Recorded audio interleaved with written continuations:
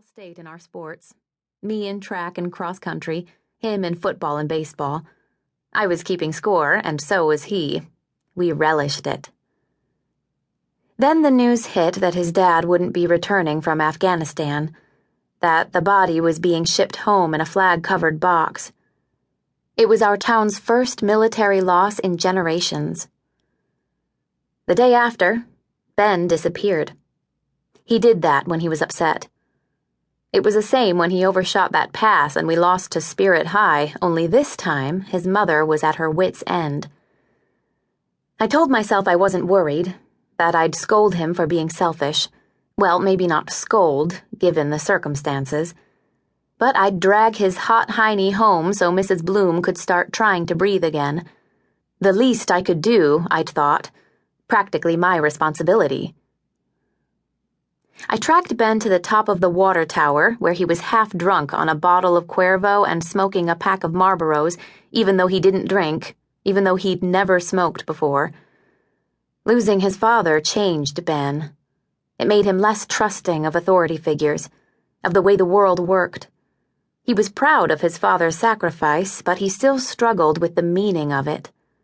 It took 6 more months before I saw his smile again.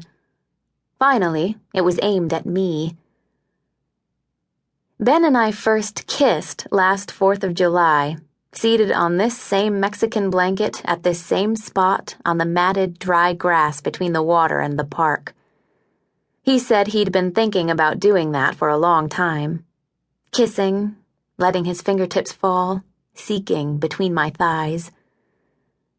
Our first real date was Austin City Limits. He's wearing the black concert t-shirt tonight. Before long, kids at school started calling us K-Ben like we were celebrities. It's been so perfect. Okay, an eyebrow or two may have lifted at him being white and me black, but our parents had been best friends since before we were born, and nobody dared to say boo about it in public.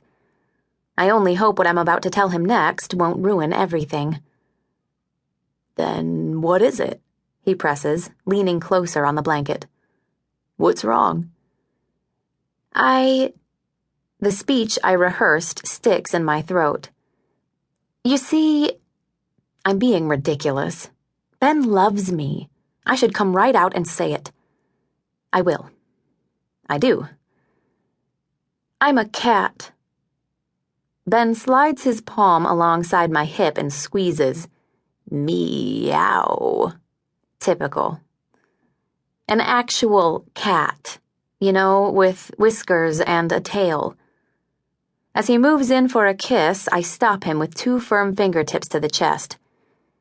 An Acinonyx jubatus sapiens, a spotted werecat. Not my parents, just me. I can deal with being the first daughter of Pine Ridge, with my father being one of the few African-American mayors in Texas. And how much talk there is about all of that, especially since Dad hinted to the Capital City News that he might run for the Texas State House. It gets tedious, but fine. I'm used to it. But what on earth would I do if the fact that I'm a werecat went not only public but viral? It's the kind of thing that would make INN.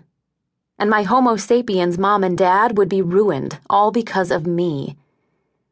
Just in case, I spell it out for Ben. My parents are human beings, like you. I'm an only child, and he knows I'm adopted. Everybody knows. When we were babies, our church held a town-wide fundraiser to help pay for my parents' trip to Ethiopia to bring me home. As much as I'd trust Ben, I'd never risk their safety. Worst case scenario, I'll lie and say they didn't know my species. I'll claim that I managed to hide it, even from them. Ben pinches his brow. It's not horror. He's confused. You're kidding. The sun is all the way down, and my night vision is so much better than his. He can't read my expression. I angle myself so I'm facing the water. The Riverwalk, the park, and up the hill, our small town's historic district, are all behind me. That seems appropriate somehow. From here, I can study the dense forest across the river where I sometimes run wild.